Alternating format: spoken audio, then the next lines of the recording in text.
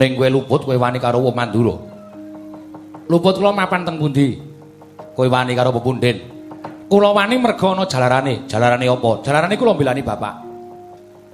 Bapak niku pengin bangun kayangan, bangun morale para kawula sak negara Ngamarta supaya uripe tanpa beda kaya teng kayangan.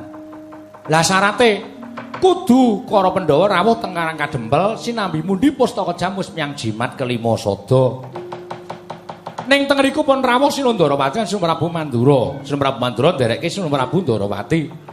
Sinun Prabu Ndarawati kepengin nyuwun ngambil pustaka jamus lima sada kinarya tumbal wadaling praja merga ke Taman Pegebluk. Kula ming matur kok aneh negara sing ditunggoni Sang Hyang Wisnu kok ke Taman Pegebluk, mongko negara sing dadi ratu niku menungsa utawa titah-titah lumrah ora ke Taman Pegebluk. Nek cara kula dicek dulu ngoten. Lah kok Sinun Mandura nesu. Petruk. Menungsa derajate Panakawan Gedibal 17 wong elek nyolong mripat diapurmu ping kere kok wani ngarani marang Kyai Prabu Ndarawati. Nek kula sing dunekke kere niku kula ikhlas, wong kula ya kere tenan. Kula dunekke wong ora duwe ora masalah. Ning bareng tekan bapak. Petruk. Bapakmu kono ora sambangun kayangan. Bapakmu wong sekeng, wong ora duwe, wong Gedibal, wong kere. Bapakmu gablek apa? Niku sing marai kula lara. Bapak lho, Mas. Anane Petruk niku muga bapak gojek karo simbok. Ngenteni bal-balan. Terus lahir Petruk.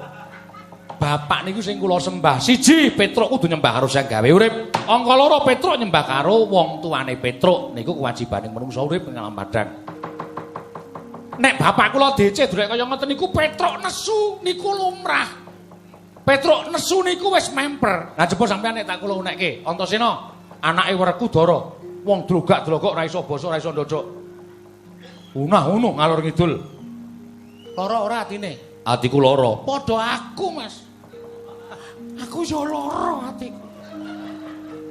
Mula kula wani karo Sinun Prabu Baladewa niku ping belani ati kula sebagai anak belani bapak. Bu. Dadi perkarane ngono to? Heeh, anu iya, anu nggih.